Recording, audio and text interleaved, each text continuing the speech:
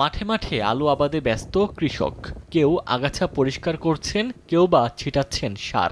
এক বুক আশা নিয়ে কাকডাকা ভোর থেকে সন্ধ্যা অবধি চলছে ক্ষেত পরিচর্যার কাজ। আমনে ভরেছে গোলা। এবার বোরো রোপণের আগে আগাম আলু আবাদ করছেন হিলির কৃষকরা। আমন ধান উঠাই নেওয়ার পর জমি পড়ে থাকে, এই জন্য একটু বিঘা 3 আবার লাগাচ্ছি। গতবার 1 বিঘা লাগাইছিলাম, এবার আল্লাহ দিলে 4 বিঘা লাগাইছি।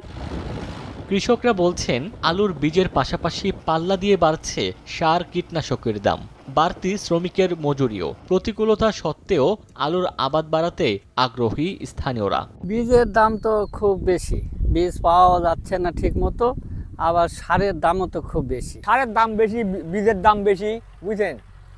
এলা তো টাকা দিয়ে সার তাও যাচ্ছে না বাজারে। মাঝখানে দাম পাতাম না, আবার ছাড়ে দিয়েছি। গত 2 বছর থেকে একটু দাম পাচ্ছি আমরা। কৃষি বিভাগ বলছে আমদানি নির্ভরতা কমাতে আলু চাষে সব ধরনের সহযোগিতা করা হচ্ছে। আলু লাগানো থেকে শুরু করে যেই পরিচর্যাগুলো সময় মতো করতে হবে, সেখানে সার, সেচ, কখন কোন বালাইনাশক প্রয়োগ করতে হবে, সর্বোপরি আমাদের কৃষি বিভাগ থেকেও অফিসের মাধ্যমে পরামর্শগুলো আমরা দিচ্ছি আমাদের কৃষক ভাইদের কাছে। চলতি মৌসুমে দিনাজপুরের হাকিমপুরে 1011 হেক্টর জমিতে আলু আবাদের লক্ষ্যমাত্রা ধরা হয়েছে। এরই মধ্যে 525 হেক্টর জমিতে আলু চাষ হয়েছে। সময় সংবাদ, হিলি।